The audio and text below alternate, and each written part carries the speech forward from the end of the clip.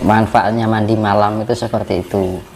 Jadi kalau dilakukan tiap hari, jadi aku dari sekian puluh tahun itu saya itu ya melek malam juga mandi.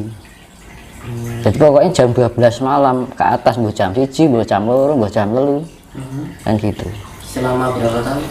Antara waktu jam 12 sampai jam 3. Aku udah lama menjalani ini mandi malam itu kira-kira ada 25 tahun sampai sekarang. Jadi bisa merasakan seluk-beluk organ tubuh kita iki piye kinerjane. Jadi yang namanya spiritual. Jadi tidak hanya sebatas irasional, tapi benar-benar rasional. Jadi memahami setiap organ-organ tubuh. Kayak nyawa kan sifatnya irasional. Kenapa dikatakan irasional? Karena belum bisa merasionalkan. Kalau yang saya terangkan dari darah nyawa itu kan yang saya jelaskan rasional, yang sifatnya kilo ketok. Jadi mau roh apa kan do bingung nek menjelaskan seperti itu. Nah makanya dari sekian perjalanan itu yang namanya olah spiritual, membangun tingkat kesadaran diri, keseimbangan diri, dan menemukan jati diri atau identitas diri.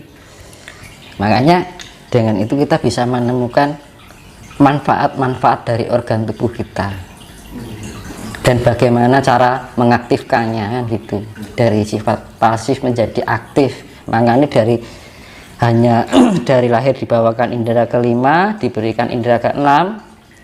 Indera keenam kan belum bisa merasionalkan, jadi sifatnya feeling yang gitu, insting. Tapi kalau mencapai indera ketujuh itu bisa mempelajari partikel-partikel yang ada dalam diri kita, gimana kerjanya, caranya untuk mengaktifkan, dan itu jagat alit. Tingkat besar lagi, jagat gede yang saya ceritakan dalam gambar yang ini tadi, yang apa itu sing diarani 8 penjuru mata angin. Jadi ini saya bukan mengada-ngada atau untuk kongendi, enggak, itu kawruh yang saya pernah lihat. Jadi sing diarani itu yang namanya kan menemukan guru sejati ya ada di sini, sing diarani kayugung susuing angin. Makanya ketika kita menemukan sukmo jati, nek ning nggon wayang kan dewa ruci, kowe mlebu ning kupingku, bentuke iki kan kaya bolongan kuping. Itu seperti pusaran budi, kayak nek diarani bahasane black hole. Itu memasuki lubang menuju ke alam langgeng. Nah, di saat menemukan diarani sukmo langgeng, yang diarani Gusti Allah ya kuwi, Mas. Jadi pusat semesta. Jadi penggambaran selama ini kan ya nyun sewu banyak yang gagal paham dengan adanya Allah atau Tuhan atau jagat gede. Ya diarani jagat gede ya ki mau, Mas. Jadi kaya piringan, cakra namanya.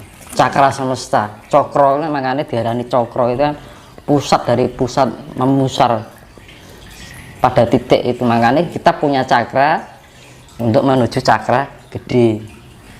Nah itu kalau kita makanya di dalam pewayangan itu Werkudara ketemu sedulur jati nih, sukmo jati mau mlebu ning kuping. Setelah masuk ning kuping, dheweke iso ngerti gelaring jagat. Oh jagat iki ngene, oh sing diarani Gusti Allah iki jebule kaya ngene iki. Nah yang diceritakan di Werkudara, nah ini yang saya alami, makanya saya bisa menjelaskan kan gitu. Jadi fungsinya spiritual seperti ini, makanya kok gak seneng toh iso duwe kawruh kaya ngene kan, ibaratnya gitu. Jadi ibarat ayo sing nom-noman iki to padha bangun ben jagat iki iso selaras kan ngono to, Mas. Fungsi lah ini, ajaran ini akan diterapkan di peradaban baru. Itu nanti saya jelaskan ini. Nah, kita kembali pada setelah terjadinya bencana tadi. Nah, bencana tadi kan nyeritake kan ada pembalikan medan magnet terjadi tsunami besar, terus kemarau panjang, terus adanya siklus. Siklus itu apa? Untuk menyesuaikan tubuh kita dengan kondisi alam yang besok itu. Jadi ragane dhewe iki ben iso nyesuaikke karo daya tahan tubuh di kehidupan. Nah, makanya kan virus-virus yang terjadi kan karena siklus. Itu untuk meningkatkan, sebenarnya itu kan untuk meningkatkan kedaya tahan tubuh, kualitas tubuh kita sebenarnya, kekuatan tubuh. Nah itu biar menyesuaikan pada siklus yang telah datang. Makanya kan kuwi nek dhewe ora iso meningkatkan tingkat spiritualitas kita, akhirnya kan lemah. Kan gitu. Makanya dengan meditasi itu bisa membebaskan dari virus. Kondisi kita nek diarani imun ya ngono kuwi, Mas. Imun kita. Kan gitu. Nah, nanti kalau habis pembalikan geomagnetik, bencana besar, kan penyaringan terus wi. Terus kemarau panjang, baru siklus untuk penyesuaian tubuh kita dengan kondisi alam besok. Kan orang dari 5% bisa jagat. Oke dewi wong Jawa. Jawa ras Jawa maksudku. Bukan Jawa kita. Asia Tenggara itu kan ras Jawa asli. India. Indonesia kan Indus. Nesus itu kan pulauan. Awalnya negara Indonesia ini bukan dari bahasa Sanskerta ning bahasa saka Yunani. Nah, makanya setelah terjadi bencana besar ini, yang saya lihat nama negara kita sudah bukan Indonesia lagi. Ini saya bukan menjat Indonesia yang sekarang, tapi saya melihat kejadian yang setelah bencana itu tadi. Nah, nama itu nanti diganti dengan Nuswantara. Kalau Nuswantara asli dari bahasa Sanskerta, karena kemurnian Jawa ini bahasanya bahasa Sanskerta, dibalikke meneh. Bahasane kan Indonesia kan bahasa Yunani Indus. Indus itu kan artinya India. Nesus itu kepulauan, bahasa Yunani dari kepulauan. Makanya kan dibilang India, kepulauan India. Jadi di India karo Jawa kan ada siji. Dari Persia sampai ke Jawa itu kan dulu satu. Batasnya Persia. Malah nek dibilang Indus, jadi orang Indonesia ben ngomong gampang jadi Indo, diganti unit ganti jadi Indonesia. Nah makanya besok itu diganti dengan Nuswantara. Nah Nuswantara itu bahasa Sanskerta diambil dari kata Nuso. Nuso itu apa toh? Wilayah yang dihuni artinya. Artinya Nuswa itu dalam bahasa Sanskerta adalah wilayah yang dihuni. Yang bisa dihuni. Ya, terus Nuswantara diambil dari kata Sanskerta Antara. Berarti nek Antara ki ora ning pinggir to, mesti ning tengah to. Iya to? Iya. Itu menjadi pusat dunia. Makanya besok negara Indonesia itu ketika berganti nama dengan Nuswantara akan menjadi mercusuar dunia, pusat dari segala dunia. Mula jenenge Nuswantara. Tuh, itu bahasa dari kembali ke marwahnya. Secara psikologisnya, secara naluri alamnya. Kan sekarang banyak orang menyebut Nuswantara daripada Indonesia. Apa? Iya kan? Iya. Sekarang banyak yang nyebut Nusantara daripada Indonesia. Dan kita lebih nyaman menyebutnya Nusantara. Itu sudah naluri alam, Mas, yang menyentuh jiwa raga kita. Ini seakan-akan kok aku kabeh wong saiki munine dari Nusantara. Itu sudah naluri alam. Wis kode alam wis kayak iki lho sampeyan dadi jeneng Nusantara. Nah, ini berkaitan dengan pedoman, Mas. Ini bukan menjat yang sekarang ya, aku membaca yang besok akan terjadi ya. Jadi pedoman itu bukan lagi menjadi Pancasila. Pancasila itu kan diambil dari kata Pancasulo. Sulo itu artinya dasar, panca itu 5. Iya kan? Artinya apa? Ketuhanan yang Maha Esa ki hamemayu hayuning bawono. Ya kan? Kemanusiaan yang adil dan beradab hamemayu hayuning sasomo. Persatuan Indonesia hamemayu hayuning bangsa. Nah, terus sila keempat permusyawaratan perwakilan yang dipimpin oleh umat kebijaksanaan. Lah, kuwi kan hamemayu hayuning keluarga. Iya kan? Terus keadilan sosial bagi seluruh rakyat Indonesia itu hamemayu hayuning diri.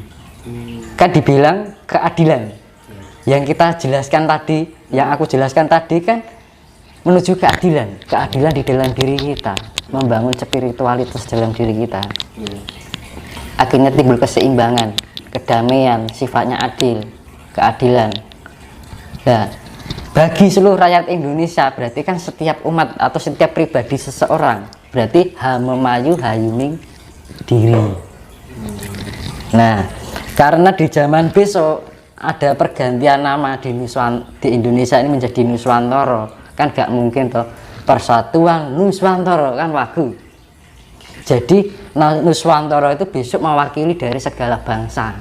Jadi sudah tidak menyimpulkan satu bangsa tapi Nusantara untuk semua. Karena apa? Yang tinggal 2% itu ibarat kehilangan ayah dan ibu. Kehilangan negara wis ra duwe pemimpin, akhirnya gabung karo Nuswantara. Itu Mas. Jadi sudah tidak memakai hamemayu hayuning bangsa. Kan kalau mengatakan bangsa kan berarti masih terpecah-pecah bangsa-bangsa. Nah itu enggak, jadi satu Nusantara. Makanya persatuan hamemayu hayuning bangsa itu dihilangkan. Nah terus yang hamemayu hayuning keluarga berarti kan memiliki keluarga netok. Nah itu sudah digabungkan menjadi satu di hamemayu hayuning sasomo kan gitu. Nah akhirnya dihilangkan yang sila keempat, tinggal 3 ketuhanan yang Maha Esa, kemanusiaan yang adil dan beradab, keadilan sosial bagi seluruh rakyat Indonesia. Tinggal itu Mas, tinggal 3. Diarani hamemayu hayuning buwana, hamemayu hayuning sasomo, hamemayu hayuning diri. Nah itu yang dinamakan pedoman Trisula. Jadi bukan Pancasula sekarang. Pancasila kan diambil Pancasula kalau bahasa Sanskertanya. Karena di Indonesia kan jadi Pancasila. Nah besok itu kembali menjadi pedoman yang namanya Trisula. Makanya di Bait Jayabaya itu diterangkan Trisula Widu. Pedoman yang berpedoman adalah Trisula. Jadi yang sila ketiga dan 4 dihilangkan Mas. Karena sudah tidak bersifat persatuan bangsa, tapi kita menyakup dunia itu adalah milik kita semua. Orang terpecah bangsa-bangsa enggak. Karena apa? Yang 2% kehilangan wong tua. Kehilangan ibarat kehilangan ibu dan bapak. Akhirnya gabung karo Nusantara. Kenapa gabung Nusantara? Dan Nusantara itu kebak berkelimpahan harta. Sugih. Kemah ripah lo Cina.